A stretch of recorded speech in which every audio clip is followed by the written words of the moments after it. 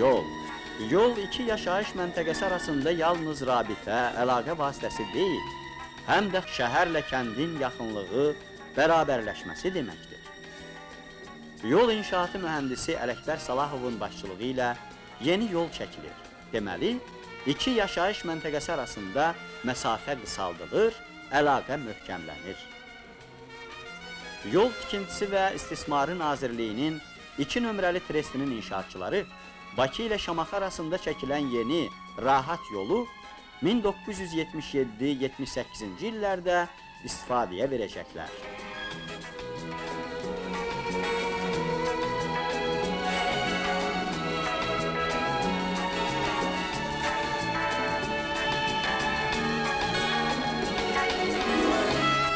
Yol, iki yaşayış məntəqəsi arasında adi rabitə vasitəsi deyil, yol mədəniyyət, elin birliyi deməkdir. Yol, beşilliklərin yeni qələbəsi deməkdir.